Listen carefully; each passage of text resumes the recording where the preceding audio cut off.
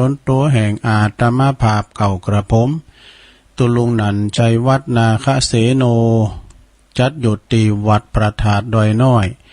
ตำบลดอยหล่ออำเภอดอยหล่อจังหวัดเชียงใหม่ส่งกระแสเสียงไปตามคืนวิทยุต่างๆอันมีคืนวิทยุสถานีวิทยุเพื่อการศึกษาพระพุทธศาสนาและวัฒนธรรม FM 104.50 เนาะเมกะเฮิรตซ์ซึ่งก่อตั้งอยู่ที่วัดไฟหินจังหวัดเชียงใหม่โดยเมตตาบารมีธรรมอาจารย์ท่านพระครูสมุวิสุวัตวรกิจโจซึ่งเปิดกดตัดสัญญาณเข้าไปแล้วเนาะกระจายเสียงไปไกลเนอะคืนนี่นะปิ้นแม่คืนแม่ขายใหญ่ไปถึงปงดอนปุณะแม่จันฟ้องเขาข้ามลายด้อยนางแก้วข้ามลายด้อยคุณตาลอะไรยินหมดเนาะได้ฟังกันแล้วก็ฟังกันในโหในเวง ในโหในเวงก็ฟังกันได้แม่แตงแม่ลิมกันก็ฟังกันไปเนาะคืนนี้เป็นคืนแม่ขายใหญ่เฮาแล้วก็สถานีวิทยุของคณะสงฆ์อำเภอฝางเนอะโดยเมตตาบารมีธรรมในพระเดชพระคุณหลวงพ่อท่านพระครูสุจิตานุรักษ์เจ้าคณะอำเภอฝาง FM 100.25 เมกะเฮิรตซ์ตั้งอยู่ที่ณวัดพระบาทอุดมนำบ่อสาวาสำนักวิปัสสนาโดยตุปีเจริญโชติธรรมโมเปิ่นก็ลิงสัญญาณไปได้ยินครอบคลุมกันหมดฟางแม่อายชัยปาการแพ้วปุ่นแม่น้ำกกปุ่นตาตอนพวกกันนะนุเปิ้นจังโทรมาแฟนรายการอยู่ไกลก็หัวใจไก่กันเนอะคืนถึงไหนก็ใจถึงหัน ฟังกันไว้เด้อเนอะสถาพี่น้องไตก็เรียนไม่สุงค่าแพ้วสำเมืองปุ่นนะนุแล้วสำเมืองบุญนาพี่น้องสำเมืองจังโทรมาอันนั้นเปิ้นปิ้นน้องเปิ้นว่าปิ้นเนี่ยก็ปิ้นลื้ออ่ะเนาะอีแม่เปิ้นจังโทรมามื้อนะแกน่ะเปิ้นโทรมาน่ะตั้งลื้อก็คล้ายๆกับย่องน่ะลื้อกับย่องเลยนะ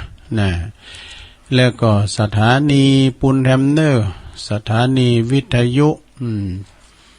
ของประดมนะของประดมเนี่ยเปิ้นก็ตั้งแต่เวลานี้ไปจนถึง 4 โมงนะ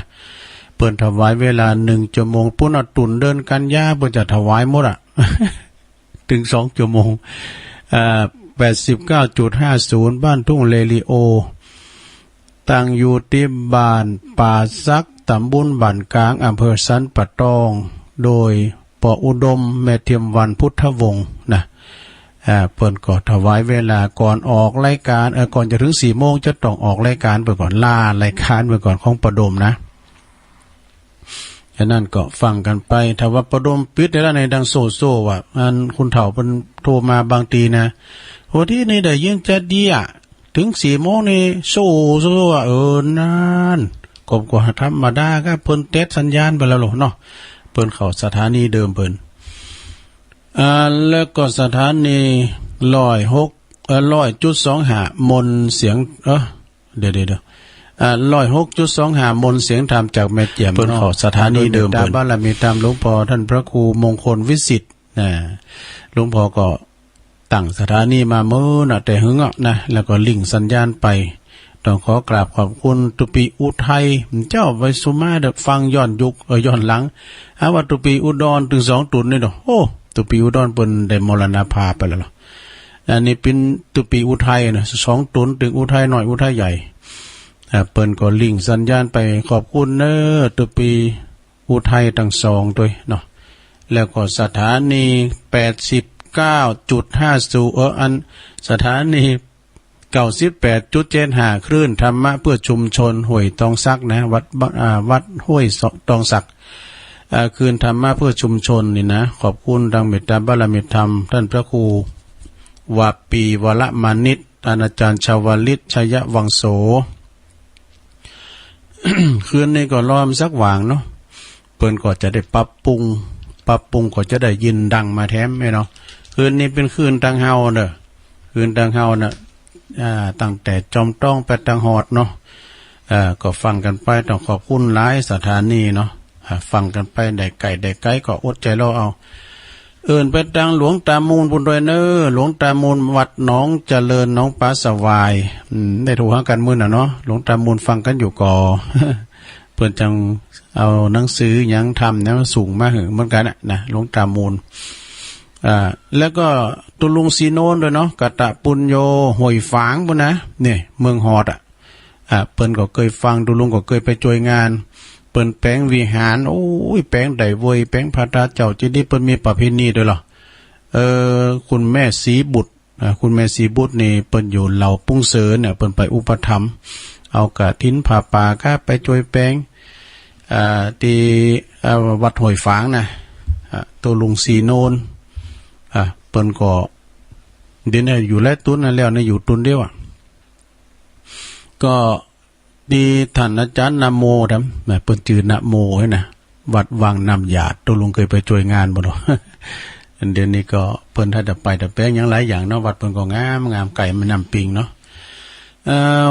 ต่อไปนิสดาญาโยมกระเดียวตุลุงก็จะได้เอาธรรมมาวานะตามที่เจ้าภาพเปิ้นได้นิมนต์ไว้เนาะธรรมมาเทศนา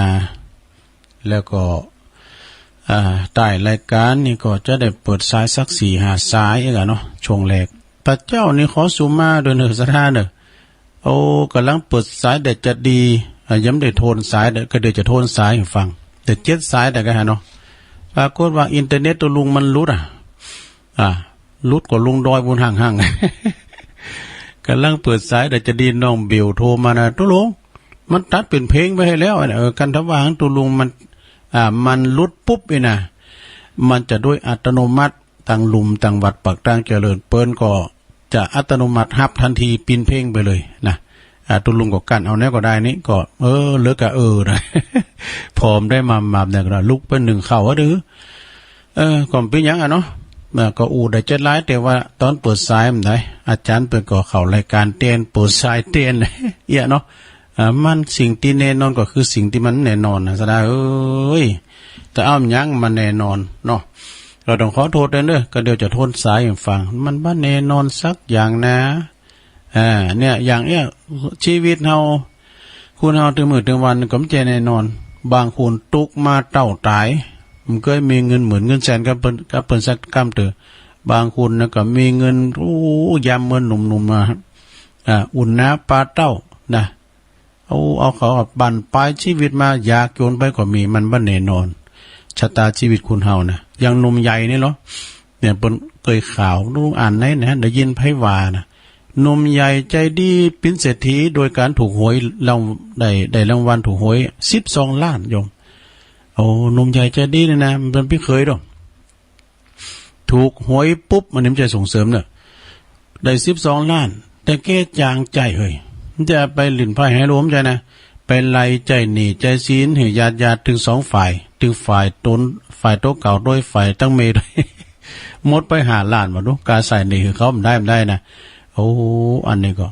ของได้ฟรีมาหน่อยว่านะได้มาด้วยได้เหอออกอันนี้ใจหนีใจซีนของเขาหรือหันก็เอาไปกินไว้ตาน 12 ล้านสิ่งไป5 ล้าน หนุ่มใหญ่ใจดีเศรษฐีในฉับพลันถูกหวย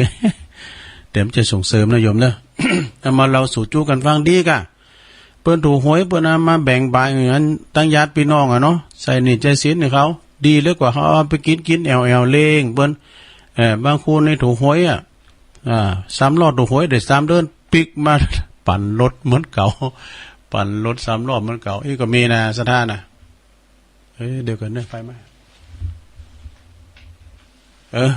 หลวงพ่อก็ล่ะลงไปแล้วนั่นสถานญาติโยมดวงชะตาคุณเฮานี่มันแน่นอนเงินใจคือมันมีประโยชน์จันนะเป็นประโยชน์อย่างไอ้ตัวเนี้ยเนาะหนุ่มใหญ่ใจดีเนี่ยนะสมมติว่าตกหนาวันรุนมาเนาะมันกลับตกตุกได้ยากนี่หมู่ปีหมู่น้องเนี่ยกะมันจะมาจุยเนาะมันไปใส่หนี้เปิ้นเสียงซึ่ง5 ล้านกันเนาะเขาก็พิ้นหนี้ขนาดนี้อันนี้ก็เหมือนกับที่เปิ้นเราหนีทานปลาตัวเดียวกินได้หลายขาบแกงถึงหมดนั่นเลยแล้วก็แบ่งไปบ้านนั้นแบ่งไปจีนไปก็ปลามาเนี่ยเนาะเนี่ยมันกินได้หลายขาบก็คือว่าบุกมันนั่นตำคือเฮ้ยนะของกินล้ำแล้วนี่ดีแพทย์หน่อย เอามาสูงเขาแล้ว ตัวคำว่าเนี่ยโหอันนั้นเปิ้นกับล่างตั้มแกว้งนี่เอามาแกว้งมาแล้วเอามามึงแกว้งนี่ก็ดีนะสะดาเนาะมึงแกว้งนี่มันแฮมได้หลายอย่างเนาะมันนั้นลาบจีนเฮ้ยนะปุถุคุมเลี้ยวเอามาหือแล้วมันเล่งได้หลายปลาตัวเดียวกินได้หลายขาบเนาะเสียมพองก็ว่าเอามาตากแห้งไว้เสียมพองก็มาเอาแปลงห้าเสียมพองก็เอาไว้ในตู้เย็นเนี่ยเนาะสู่ว่าเขาเค็มกับเดียวเลยแบ่งไปหาปีก่อนนะดูลุงเลี้ยงควายหนูเลี้ยงควายรู้เขาเลี้ยงในสุดปีสุดแรกนี่ควายเกิดมานี่เขาได้กินกันน้ำไว้หน่อยเดียวก็ไม่ไหนหมดสามันหนูจะใหญ่นี่เป็นว่าอีแม่เอาแบ่งคุณนั้นคุณนี่ไปเหลือกันน้ำลงแรงเลยเฮาโอ้นานขออ่านนะก้ามึงหนึ่งควายมึงแพ้เอาแบ่งไปหลายๆเดียวควายแพ้เว้ยวะชนะญาโยมก็เดียวก็ค่อยมาอุมาจ้ากันเนาะตุลุงเจ้าว่าทำไม่กันนะตามที่สัญญาไว้ก็เดียวก็ชั่วโมงที่2เขาก็จะได้มาโทนซ้ายได้ไหมกันพอดีมีสัทธาเจ้าภาพพี่น้องตาบ่าโอเนี่ยเป็นเจ้าภาพกันทำเนี่ยเปิ้นว่าขอตุลุงเตธรรมหือกรรมนะนายทวีนางจันใจสิทธิ์บรรตาบ่าโอพร้อมกับลูกหลานตาบ่าโอก็อยู่อำเภอดอยหล่อเนี่ยนะเปิ้นถวายด้านทำมาลัยโหลดโผลมาลัยโผดโลกนะเตดทำไปก็ขออนุโมทนาเด้อจะเตดทำลำไม้ยายองก่อมเสื่องเมืองก่อมใจใครๆก็ไปตั้งขมุหน่อย ลองฟังวะเนาะก็เดียวก็ค่อยมาอู่มาจากกันเนี่ยมันจะมืนนะซะนะมันบอมกันเนี่ยโรไข่ปลากันทำกูผูกกับมันติดง่ายเนี่ยโทโมนกะซ้ำผูกเนี่ยนะซะได้มันติดยากมันเป็นบ่ล็อกกอกแกเคยหนามันจะลุ่งที่หันมันบุ้งสักคำเนี่ยนะแล้วเขาก็ติดยากเขาก็อ่านหนังสือยากเลยแต่ทำมาลายโผล่เนี่ยการไฟฟ้าดับก็ยังว่าไปโมยมันถ้าขาดได้กำปากเลยเนาะมันจะยาวซะเถอะดูฟังธรรมเกินนะลงเนอะฟังธรรมเกินมันจะยาวนะจะเตียดทำลำไม้เนาะนั้นมันนะนั้นเลยมาเราฐานะธรรมมาแล้วนะเป็นไงเจ้าหนังอะไรอย่างนั้นมาเนี่ยมาละรัตนธรรมกับนิพพานังเยนะกะลังลัมมังเยนะกะสยังปลิโดตังโนมากังอุติสิตุงธรรมมุตตมังปัจจังอาลาถานังกะโลมาดูเจ้าตุนเดียวปู่จานก็ดีปินปู่รามก็ดีปิน เนาะหมุนกันไปฟังธรรมกันเนอะลงเนอะ นะโมตัสสะภะคะวะโตอะระหะโตสัมมาสัมพุทธัสสะสุลานามาหินิยังพุทธเศธังนาเมตวะพุทธกาตัสสะสะกัจจังธัมมัญจาสังขัญจานะมิตวะสักกาลจันนาปาตังมาลายานามาวัตถุปรมัตถวิจิตังอาลาภิสังสัมมาเสติสาทาโวดุลาสาปุลิสาตังหลายอาจารย์เจ้าตนแปงกำปีมาลายอันนี้หากตั้งไว้เฮือเป็นติไว้และสักกัลละปูจาแก่คนและเทวดาทั้งหลายเพื่อเหือหายอนท่านลายตั้งไปในและไปนอกทุกเดาขอคันทาสีมาด้วยกำปีมาลายอันนี้แหละนาตามอันทางการท้าแห่งบาทอันนักผ่าเจ้าตั้งลายเปิงลู่ดังวิสัจจันนาไปนานี้แด่เตอนะมิตัว ผู้ข้าก็ไว้ยังพระนวันโลกุตตลธรรมเจ้าเก่าภักการกับตั้งพรามปริญญาติธรรมดวงงามพระเสริฐอันบังเกิดแต่พระอุลานะมิตวา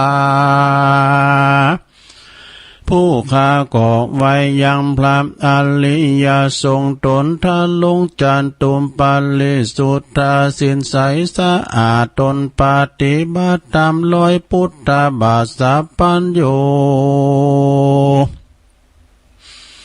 นำเอากรรมสอนตนคู่โลกลาเหือบังเกิดศรัทธาปัสสาทะแก่กาแก่คนและเทวดาต่างหลายและนา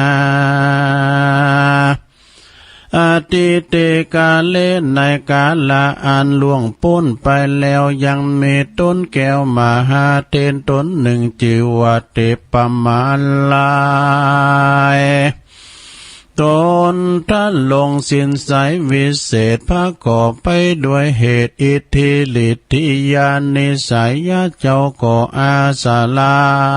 ยซึ่งบ้านอันหนึ่งชื่อว่ากรรมปุจจนกรรมอันอยู่เขตตัมปนายาตวีปอันนาเป็นที่อยู่แห่งแก้วเจ้าทั้งสามประการเอกติวาสังยังมีในวันหนึ่งไสมหาเถรเทพมาลัยเจ้าตนองค์อาจเจ้าก่อกากาศไปสู่ยังนาลกเพื่อจักไปยกเอาอย่างฟุ้งเพศอันใดสังเกตไว้เมินนาปาวิสิตวเจ้าก่อเข้าไปสู่สำนักแห่งพญายมผีบานวันนั้นแลในเมื่อพระยายมมาลาดหันแล้วยังต้นแก้วเต็บปมาลัยก็พาสาไหลแจงจอดฉลาดลู่หลอดทุกอันว่าพันเตข้าไว้เจ้าตนบุญมากเจ้ากูลุกจากประเทศเขตแดนใดมานั้นจะติปากาโตมหาเถรเจ้าเทพมาลายก็ขานกำไปเร็วหลีบว่าเราลุกจากจุมปูตวีบเมืองคนมาเมกรรมพาทหนามักไข่โพดฝูงมวลสัตว์อันต้องโตดมีอยู่ในอาบายเตดิลียามะลาจาอาหะพระยายมมาราชก็จึงยกนิ้วหวาดหวันตาว่าข้าแด่เจ้ากูผู้มีบุญมากจบฉลาดลู่หลอดอันว่าเจ้าเมืองนอกยมปูเขายังดูกาทำบุญมีมากรู้ว่าเขากาทำบาปมีหลายอันจาเตสัตตาอันว่าสัตว์ทั้งหลายมวลมากเขาลาขับไว้เมืองคนป่าเอาตัวตนเขามาสู่มาอยู่ห้องอบายยังไม่ลายเหลือล้นเขาก็พาทหารนาไข่ป้นจากทุกโตดไข่เสวยสุขโสดสำล้านด้วยบุญสมปานแห่งพระเป็นเจ้าแด่พ้องเตอที่นั้นพระมหาเถรเจ้าเทพมาลัยก็ตนทาลงสินใสสะอาดเจ้าก็ลีลาดไปดูยังฝูงหมู่เพศสัตว์นรกอันต้องโตดอันตกต้องโตดอยู่ในอบายมีหลายโกฏหลายแสนเจ้าก็ไปสู่แดนนรกแปดแห่งอันกรรมวิบากตกแต่งให้เป็นไปเป็นมีตนว่าวิตาลนาวิตาลนิมอใหญ่โมโลหะกุมปีใจปอดีอุสุตานรกมีขอบเขตสังฆทานรกเปตปุนโก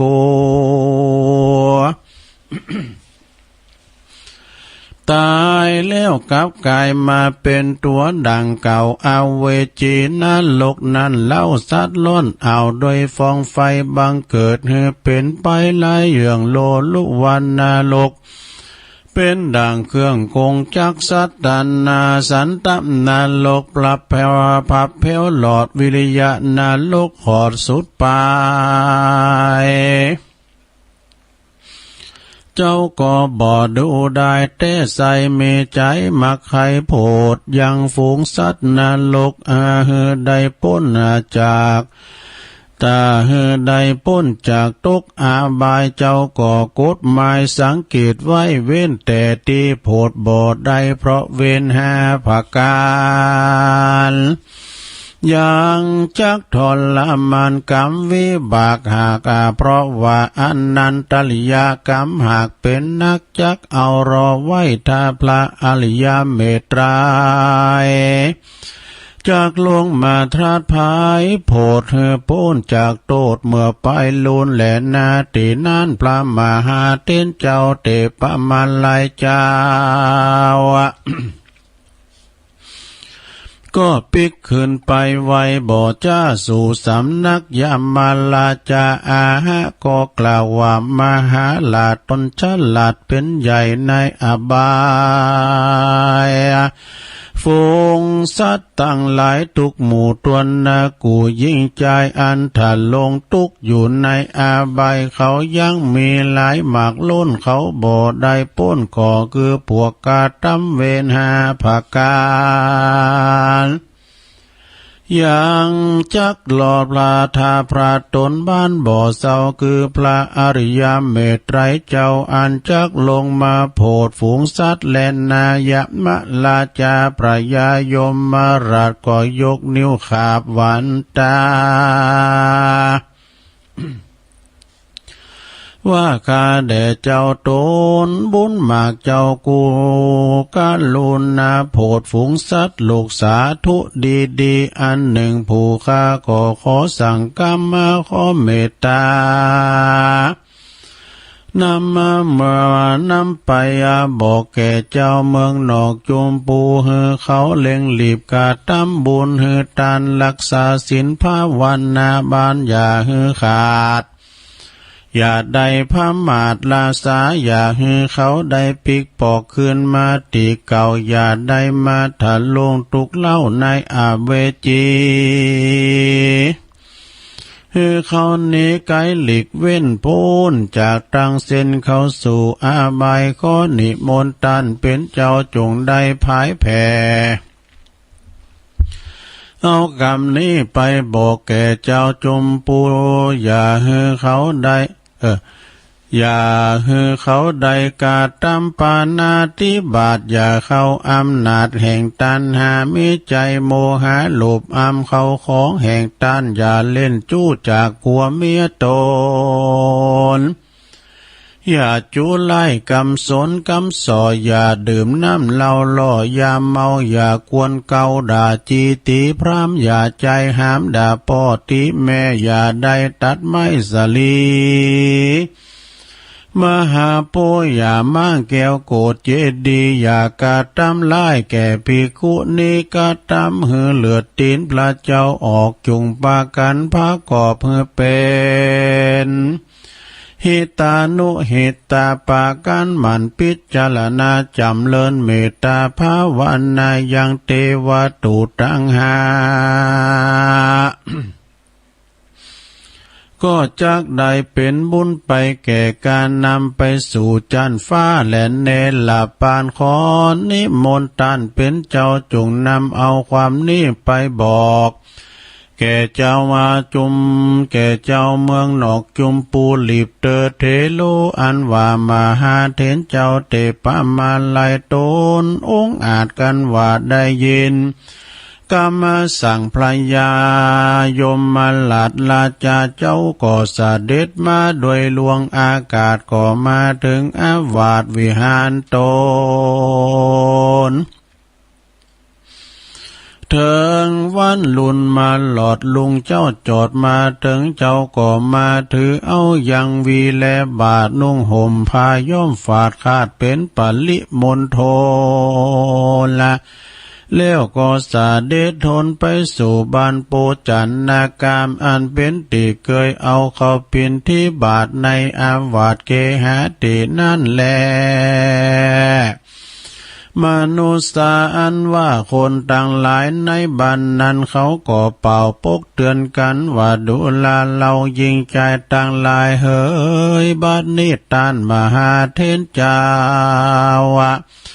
ต้านก่อเข้ามาเมตตาจุงปากันหาสังมาใส่บาตรทุกคนคนขออาลาธนานิมนต์ไว้ก่อนเพื่อบ่ฮือผู้ค้าตั้งหลายย่อนตั้งตานหญิงใจลูกหลานเจ้าบ้านเขาก็ออกปากตานนิมนต์เขาก็ย่อโยงเขาใส่บาตรอยู่ในหัตถบาตรตามวินัยกอง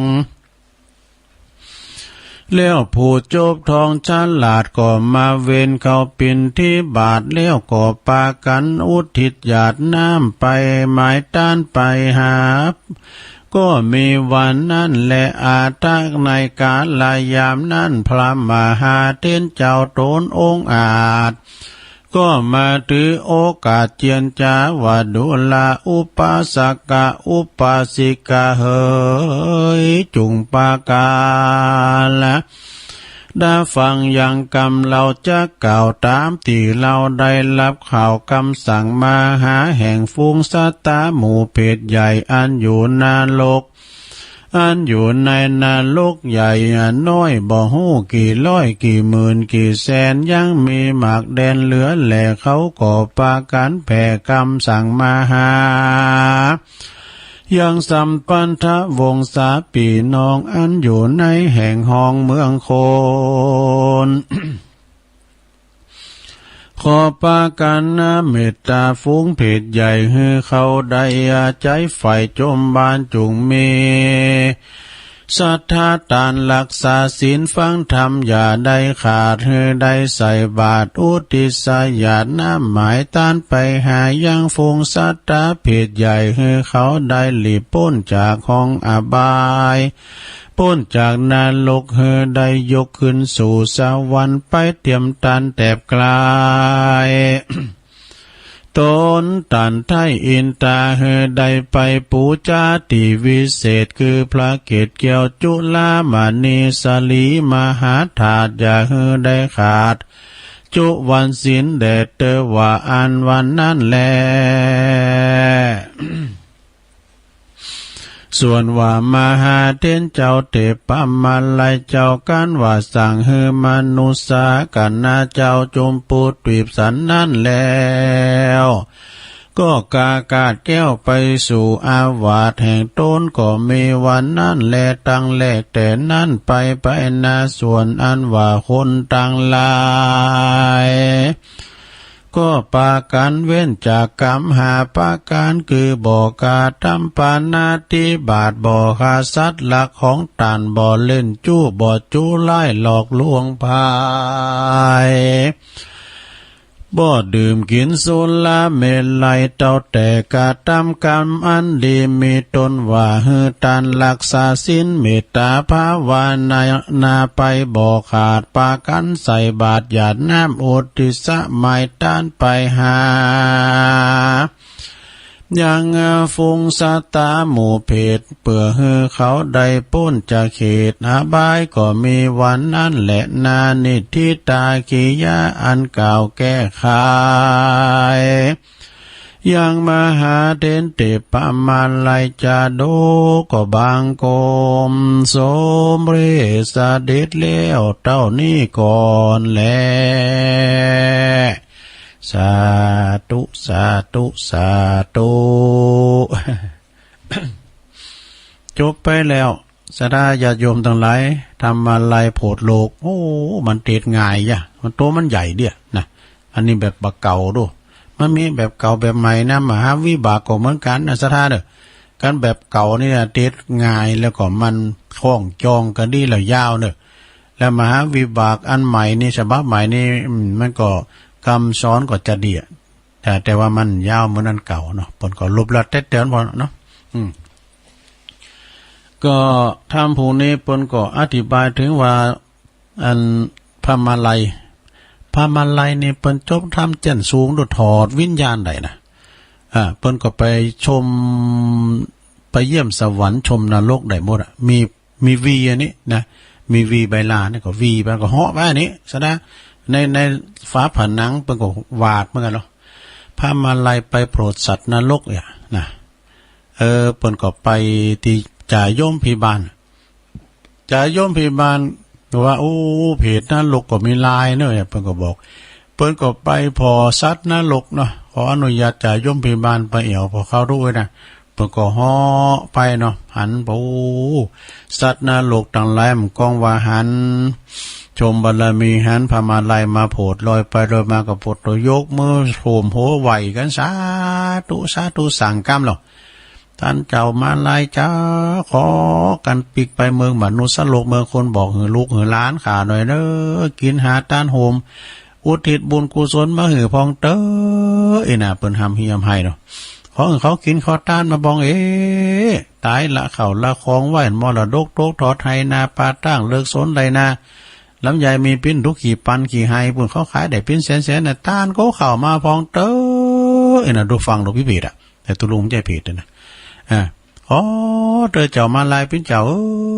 ยเปิ้นไห้ฮอนวอนตุกนะสัตตานรกพมาแล้วก็ดูก่อนสัตว์นรกทั้งหลายมันปิญาเด้อปิกไปก็จะบอกคือลูกคือล้านเนี่ยกันเนาะเปิ้นถึงสัญญาหรอจะบอกคือลูกคือล้านต้านก็เข้าหาเด้อนี่นะไก่เดือน12จะต้านเดือนนี้ก็ได้นะสัตตาเด้อต้านตั้งแต่วันนี้ไปก็ได้น้ำนองนี่ก็ว่าเดือน12ปิงนี่นะทยอยต้านกันไปเนาะหลังจากนั้นพมาลัยเจ้าเปิ้นก็เหาะมาตีจ่าโยมผีบานทำกรรมพญาโยมผีบานเปิ้นก็บอกว่าขอสั่งกรรมไปบอกเขาเจ้าต่างหลายเขาทำบุญตานจะไปเขาปีกปอกมาอยู่ที่เก่าเขาเขาทำบุญสุนต้านไปไปมาอยู่ห้องอบายบ่เดี๋ยวนี้หมอนหน้าหกนะมันเพจนรกมันรุ่นว่ะอันพญาโยมผีบานประว่านะเพราะมิตรที่อยู่เอาได้อย่างคอกนะจ๊ะเนาะคอกบอกว่าคอกนี่เขาเล่าฟังว่าเจ้าหมูตุลุงเนี่ยมันเคยไปติดคอมานะตัวไอ้นะอยู่บ้านเฮาเนี่ยดีล่ำดีเหลือแล้วเลยเนี่ยอันเขาอยู่ในคอกนะก็นอนอยู่ได้ไอ้นายนะก็เดียวสมาเดี๋ยวเฮาลุกไปเยอะนะปิ๊กมาที่นอนเฮามีแล้วอ่ะได้นอนทับก็มันหลายอ่ะสนะเนาะแต่ตุลุงก็เคยไปหันเนี่ยครับเลยนะมันนอนทับกันไปเนาะสนะเลยการไผ่เป็นจับปอยหาก็หลังวาเนี่ยการเฮานออันนี่นะมันคำกันโน่นในคอก็ย่านอย่าเมินหมอนาหกห้องอบายเนาะมันไม่มีความสุขเลยเมื่อใดจะย่อมพยาบาลก็สั่งก้ามไปบอกเหือเจ้าเมืองนอกจงปูเขาเลี้ยงรีบกระทำบุญเหือตานรักษาศีลภาวนาจะไปเห็นเขามาอยู่ที่นี่มันรุ่นแล้วมันรุ่นเปิ้นก่อหามแล้วไปเมืองสวรรค์นี่พองพญาปามาลัยก่อนเลยปิกมาขอล้างอย่างเก่าตุกมาวันปุกเจ้าเปิ้นก็มาแต่งเนื้อแต่งตัวอาบน้ำอาบน้องเนาะทรงน้ำทรงทานแล้วก็ไปก็มาตกปาดละสะดองเนาะเป็นปริมณฑลนุ่งผ้าย้อมฝาดแล้วก็อุ้มบาตรอันนี้นะเอาวีไปก็ไปบินที่บาตรไปกุมเขาเจ้าบ้านมันเจ้าบ้านเปิ้นหันตุเจ้ามากุมเขาเปิ้นก็กันนะโอ้บัดเดี๋ยวนี้พันมหาเถรมาบินที่บาตรสู้เขาเจ้าตั้งหลายจุงห้ามสามารถใส่บาตรทุกคนขออาราธนานิมนต์ไว้ก่อนเปิดบ่อหือผู้ขาเขาทั้งหลายเนี่ยหย่อนตั้งตาลยิงใจลูกหลานเจ้าบ้านเขาก็ออกปากตาลนิมนต์เขาก็ยอยงเข้าใส่บาตรอีตังโอตานาพูดกันเนาะ เพิ่นได้โยงเข้าบาตรเนาะโอตานาปินดาตานังติลาตานานังสักกัจจังเตมาปูเจน่ะพูดได้ท่านได้ว่าเนาะพูกวันศีลเนาะพูกวันเสาร์เนาะพูกจะได้โยงเข้าบาตรกานะกุนโลมกาโอ้วันนั้นไปโทรมาติดใจโตโมนได้โดนอย่างตู้ห้องเพลงโยตู้ห้องเพลงไหนแล้วที่ตู้ว่าวันนั้นเนี่ยกับตานาปาลาเมสัมปะโอไปใจให้บ่ได้อันนี้เป็นส่วนดูสาวลาพัญญากับหัวโมนเนี่ยตู้อ้อมลอดโดเนี่ยอันนี้เป็นโสดเนอะทำอย่างนึงก็ไม่ทำอย่างนะโสดอันนั้นโสดยังก็กำแป้งเกี่ยวเจ็ดจันเอมาสามิงมงก็เพลงเมื่อก่อนไม่เนาะเพลงมันก็มีแล้วเป็นเพลงสูตรถึงไหนยิงใจลูกหลานเจ้าบ้านเขาก็ออกปากตานิมนต์เขาก็ยอโยงขอใส่บาตรก่อนจะป้อนเนี่ยพมาลัยก็เลยกล่าวธรรมกถาว่าลูกหลานทั้งหลายเฮ้ยบัดเดี๋ยวนี้ปอสู้เขาแม่ปอสู้เขานี่นะไปทกอยู่หมอนนะหกปุญจลายเนี่ยเพิ่นสั่งกรรมอาตมามานี่นะคือปากันหมันกินหมันต้านโคเข่าเจ้าประตูจอบแป้งกินน้ำใจนะพี่อ่านแต่หรอกต้านโคเขาก้นน้ำไปปอหือแม่สู้เขาเมตตาภาวนา เปิ้นก็บอกเป็นอย่างไปอย่างนะเขาก็ทำบุญไปหือแล้วก็เขาก็ป่นจากห้องอาบายกันไปก็มีในการละนันแลเนี่ยนี่พามาไล่โพดนะซะนะโพดได้หมดเปิ้นผมได้มีหาอย่างมีหยังพองที่มันพามาไล่ผมได้มันมีตดนักอนันตริยกรรมดอกเนาะมีหนึ่งคุณขาปอขาแม่ขาพระอรหันตาแล้วก็ทำลายพระพุทธเจ้าจุวเลิศจำสังฆเพศนี่อันนี้นะอันนี้นี่ห้ามสวรรค์ห้ามนิพพานได้ไปพูดไปเกิดนะเด้อโพดได้นอกจากว่าพระมาพระอริยเมตไตรเพิ่นจะมาโพดอันจักมาไปหน้าบ่เนาะสถาเนาะอันนี้เนาะฉะนั้นวันนี้ก็สรุปธรรมปอดีกันเนาะขอบคุณทางนายทวีนางจันใจสิทธิ์จากตาบะโอนะเป็นเจ้าภาพการเทศในวันนี้เนาะตาบะโอกอบานของเนี่ยกาผู้หมวดชัยพรพิมพ์สมุดตาบะโอนี่กว่างตัวลุงเคยไปกุมเข่าปลาพันน้อยผักหล่อนไปกุมเข่าก้าแห่จอฟ้าก้าเข่าลุงนั้นเนี่ยโปโตยเปิ้นตานกันดีเนอะตาบะโอมันนี่นะเนาะแม่โอในอยู่สันขวางมั้งกะจะตามโอนะแม่ลุงโอน่ะเอาละสนะญาติโยมทั้งหลายตอนนี้ไปจะเปิดสายกันเนาะจะเปิดสายสักเล็กสักน้อยนะก่อนที่จะล่าของปดมเนี่ยนะตกลงจะเปิดสายให้หน่อยหนึ่งสาระธรรมยามแรงนะก็เดือนเดียวก่อนเจ้าก็ไม่ได้โทนสายใช่ไหมเลยเจ้าเนี่ยกำลังได้11สาย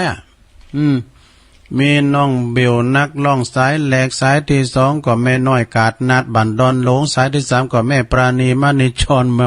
แม่เมาขี้เหล็กฝางสายที่3ก็แจงโหรินฝางสายที่5ก็แม่เพนขาวเตี้ยสายที่6ก็ปน้อยบุญปันเสาหินสายที่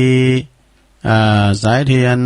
8ก็แม่จันฟองปวงดอนแม่จันฟองเนาะสายที่9ก็น้องเบลตุลุงมันบ่ดังไปแล้วเป็นเพลงไปแล้วไอ้เนี่ยสายที่10ก็ทุ่งโป่งแม่จันสมสายที่11ก็ยายพรนะยายพรร้องได้11สายเอาละโทนวันนั้นเจริญปอนมาละอันปอน้อยบุญปานนะ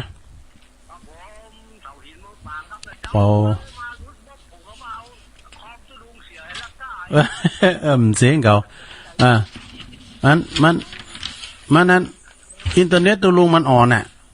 บอกก้องว่ามันออกไปปุ๊บไม่นานแล้วก็ตั้งลุมไปก็เป็นอัตโนมัติเปิ้นจะหับเลยนะมันก็หับเป็น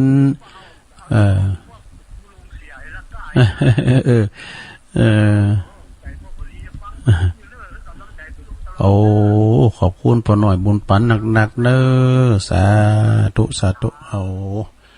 พ่อหน่อยบุญปันเสาหินเด้อฝางนะเจริญปอนไม่ทราบเจ้าทุโลตั้งได้จ้าเนี่ยแม่อินทขินไม่แฝงเจ้า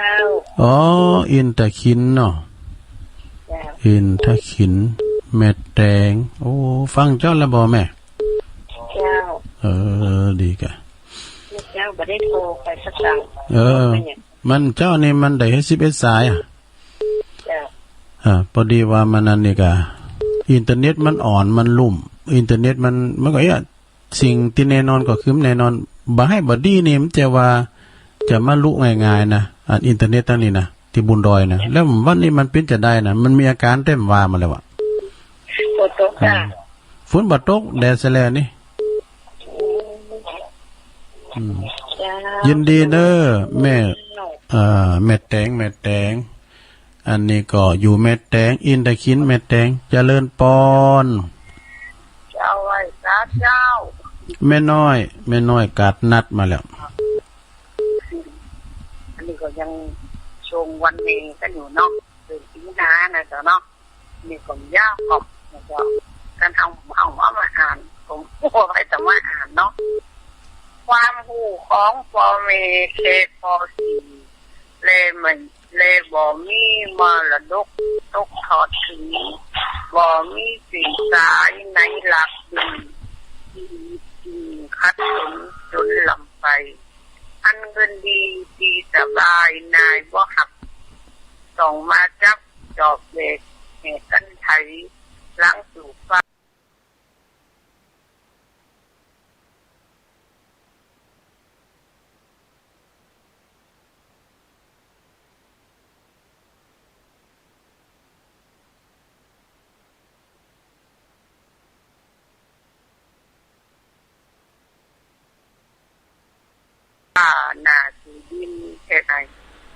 ส่งลูกไปศึกษาหาความรู้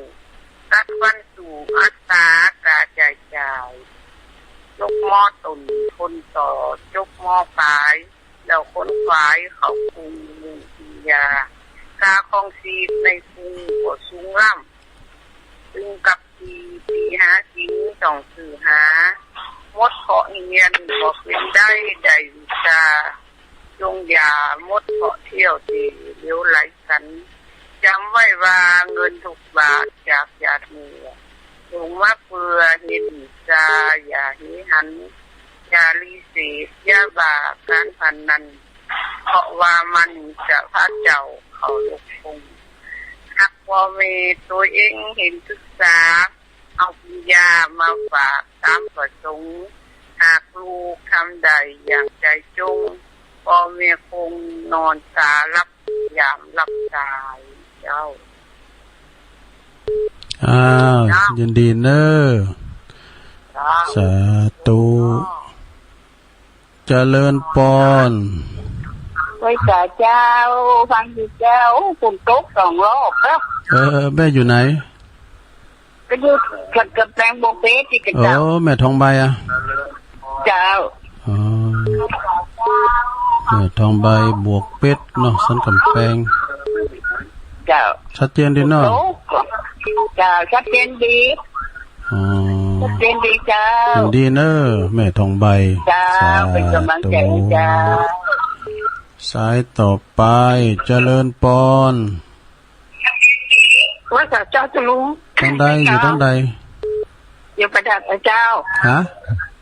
อยู่ประเดชเจ้าแม่พินนะเจ้าแม่พินประเดชฟังกันเลยแต่เจ้าอย่างดักไปแน่ซื่ออินเทอร์เน็ตมันรู้เลยอันตังลุมเบอร์เลยตัดไปเลยอินเทอร์เน็ตมันอ่อนมันดิ่งเนาะหับสายได้11 สายผมเป็นยังน่ะอาจารย์ไปก็ยังทำนาทีเต้นอยู่เปิดสายเต้นอยู่หรอจ้ายังละอาจารย์ก็ต่อแม่เนาะอันนั้นขอบคุณแม่พินนางรักเด้อจ้าว่าเจ้าสาธุบุญดอยนี่ให้มันดีนี่มันลำจะเป็นอย่างนี้นะอินเทอร์เน็ตอ่ะมันแห้งแล้วเจ้านี่มันมีอาการเต็มว่าล่ะเจริญปอนว่าจ้าจุงแม่บัวพัดบ่เจ้าปอนเด้อแม่บัวพัดแม่บัวพัดนี่อยู่อันฝางเนาะต้นฝางต้นชานฝางนะคะต้นซานต้นชานไม่สูงฝางแต่บนไม่สูงฝนตกขนาดมันจะได้เรียนเนี่ยฝนตกฝนตกฝนเช้ามาละมันจะคืนมาละฝนตกฝนดีล่ำเนาะตอนนี้นี่แดดแสลดนี่ฝนตกฝนเด่นนี่ฝนตกผมนะดีละมันจุ่มเย็นนะมันปึงพองข่าวสาหรอข่าวสายินดีแม่บุพาหลายๆเน้อต้นซ่านแม่ศูนย์อยู่ฝางว่ะเนาะเจริญปอนไหวสาเจ้าจะลงอันแม่ไข่แก้วบ่เพิ่มใจกะแม่อันแม่สุพรรณเพิ่มใจอ่ะมานี่บันทีลงเจ้าพิษกูอย่างของแม่ปานี่เจ้ามานี่มานี่เด็กกันเนาะมานี่บันทีลงเปิดดัน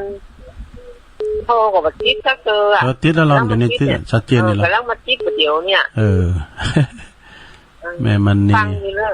ดีกว่าผู้กำเจ้าเนี่ยผู้ก็ฟังแดมผู้ก็พินวันเสาร์แดมแรงพวกนี้มีเด้อเลยสอหาทำถ้าเดี๋ยวจะสอหาทำตัวอุ่ยมาเตะทำกำจะเต้นผู้กิจกรรมหลายเนาะถ้าได้โยงเข่าไหวพระรับศีลแดมมากะตามสัตว์ตายวันเสาร์แต่เป็นกิจกรรมอย่างเงี้ยกะตั้งตลอดเลยเนาะแม่เนาะขอบคุณแม่มันนี่หลายๆเนี่ยบัดทีโลงนะเจ้าไว้นะเจ้าก็เดี๋ยวไอ้ลือโลงเขาจะมาแล้วไอ้ลือโลงกะไอ้เวียงยองกะแม่สุพรรณเขาแม่อัมพรหายไปเนอะเจริญปอนคอยครับลุงอันนี้ตั้งได้แม่ผู้ค้าเป็นนานแม่ผู้ค้ามาละปวดโต๊ะให้ฟ้าทำสวยได้อารมณ์ได้ใจดีเนาะบุญตกก็อย่างห้องกลางสาแม่ผู้ค้ามาไล่โผล่ละมาไล่รถโผล่น่ะมาไล่โผล่โลก แม่ปูคาสันกำแพงอันไอทวีปิจันใจซิดจะอยู่ตามโอ้เป็นพิษเจ้าภาพแต่ฝุ่นโต๊กอ่ะฝนตกครับโอ้ดีกะตอนนี้นี่แดดเสร็จแล้วแต่ลุ่มนะลุ่มมันลุ่มนี่ก็มันลุ่มไอ้เนี่ยมันเคี้ยตัวเจ้าพวกได้กวาดอันนี้ใบไม้หลุนแล้วจุ่มมันเย็นเลยเนาะจุ่มเย็นกะอันนี้ก็สักวัน2 วันก็ที่จะตกกันเนอะทางคำตัวโอ้ขอบคุณพี่นานจากแม่ปูคาสันกำแพงเนาะสาธุโอ้เข้ามาใหม่715เจริญปอนตุลุงจะอย่ามาเดี๋ยวเปิ้นแต๊ดไปคนเดียวนี่เอาเข้ามาใหม่0899556506นี่ว่าจ้าน่ะโอ้เข้ามาใหม่โอ้กำลังหับนี่เอามาไปวางสายไว้ถ้าอัน05นี่105นี่ต้องเป็นยายพรแน่นอนน่ะหล่องงัวแดงนะเอาเข้ามาใหม่715นำปลายมันนะเจริญปอนติดแล้วตั้งได้จ้ะปิดอันวิทยุให้หน่อยมันสะท้อนเฮ้ยมันสะท้อนฟังเอามือถือไปเลยพลังเอปะครับผมโอ้ปะหลงอ่ะครับโอ้พลังเอปักล่องมาแล้วเฮ้ยน้องของท่านพระครูตะอ้ายปะหลงอินคำฮะน้องอ้ายของนั้นท่านพระครูวัดปักร้องสายโอ้จบวัดปักร้องอันน้องกะน้องของท่านพระครูอ้ายอ่ะครับเปิ้นเอาไว้วัดท่านนี้มาได้หลายวันแล้วจ้ะเปิ้นเสียมได้มั้งเนาะผูกนี่ผูกเนาะผมเปิ้นครูกะครับก็เป็นครูกะอาจารย์ยังไงอาจารย์อเนกอะเกี่ยวกันครับอเนกเกี่ยวกันยังจันก่อนแก้วจันแก้วจันครับเปิดเสียมผูกเนาะผูกประกาศขอบคุณปลงลายๆเนอะครับผมฟังตลอดขอบคุณหลายๆเป็นกำลังใจเติมให้ครูสุวรรณากดจมโอ้ยกับบัตรจิตเนี่ยครูสุวรรณาอีมังนะสุพรรณาก็พยายามใจความเพียรมันถึงติดอย่างปลงยังติดเนาะครับผมขอบคุณปลงอินค่ำชมพูพลอยจาก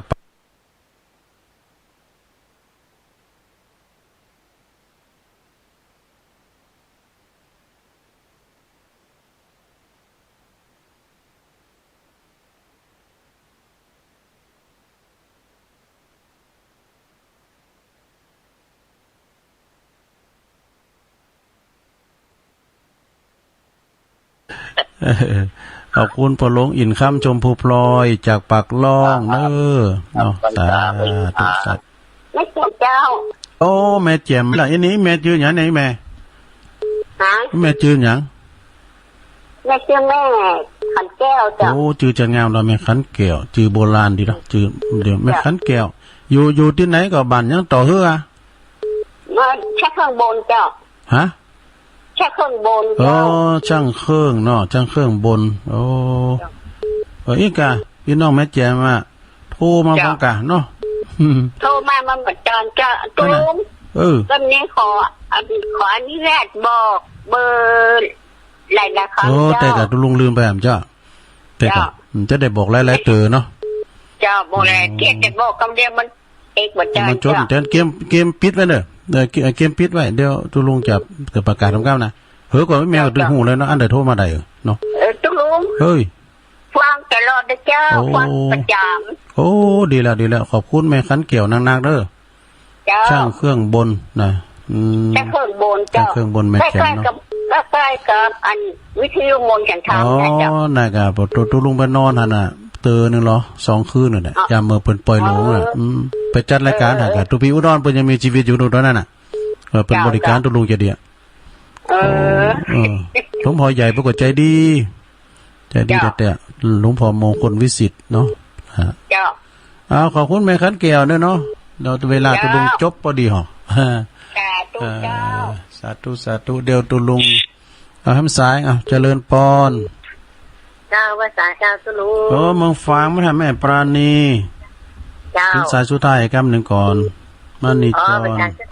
ตัวนี้ก็เปิดทั้งกันเดี๋ยวก็เปิดแถมไปเจ้าไปธุระมาอย่าละก่อนมาจากตุลุงเปิดสายอย่ากันดีกะอันเป็นกำลังใจตุลุงเนอขอบคุณหลายๆเนอสาธุโอ้ขอบคุณเนอเดี๋ยวตุลุงลารายการทีเหนียก่อนเนาะก็เดี๋ยวต่อครับพี่นะไปไหลไปหมุนคืนไปไหนเถอะลาคืนปอดมก่อนเนอปอดมพุทธวงศ์บ้านทุ่งเรดิโอขอบคุณ